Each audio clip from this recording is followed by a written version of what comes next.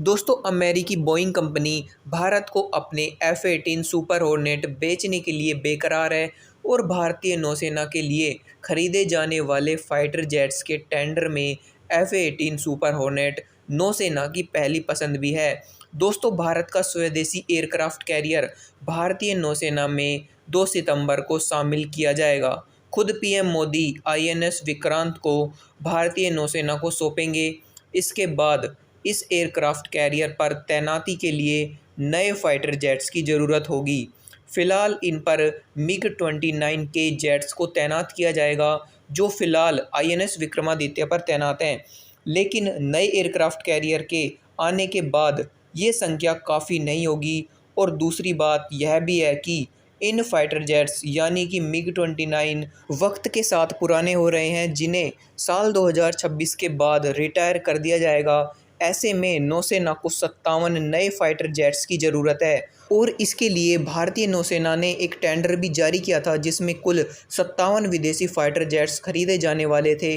लेकिन बाद में इस टेंडर में बदलाव कर दिया गया और अब नौसेना 57 की जगह 26 फाइटर जेट्स ही खरीदेगी। दोस्तों, इसके पीछे की एक वजह यह भी हो सकती है कि क्योंकि जो भारतीय नौसेना के लिए बनाए जाने वाला फाइटर जेट है टेड BF, वो साल 2025 के बाद भारतीय नौसेना में शामिल होने के लिए पूरी तरह से तैयार हो जाएगा। लेकिन दोस्तों, फिलहाल में भारत को बोइंग कंपनी द्वारा उनके F-18 हॉर्नेट खरीदने के लिए काफ़ी सारे ऑफ़र दिए हैं, जिसमें उन्होंने कहा है कि हम F-18 सुपर हॉर्नेट की मेंटेनेंस यूनिट को भारत में ही उपलब्ध करा देंगे।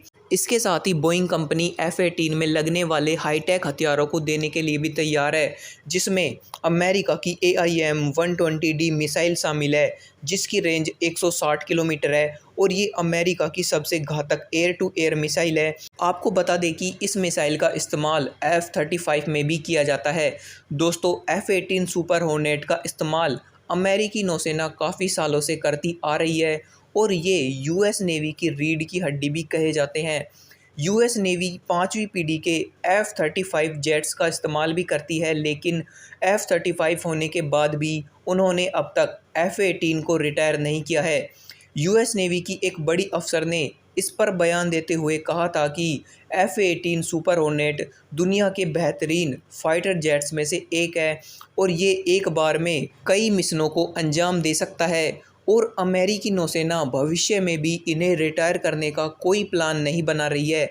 दोस्तों, ऐसे में भारत को बोइंग की तरफ से एक से बढ़कर एक ऑफ़र दिए गए हैं और पहली बार ऐसा होगा कि कोई अमेरिकी फाइटर जेट भारत खरीदेगा, जिन्हें भारत के एयरक्राफ्ट कैरियर पर तैनात किया जाएगा। दोस्तों, इस डील के होने के बाद अमेरिका और भारत के रणनीतिक संबंध काफ़ी मजबूत हो जाएंगे।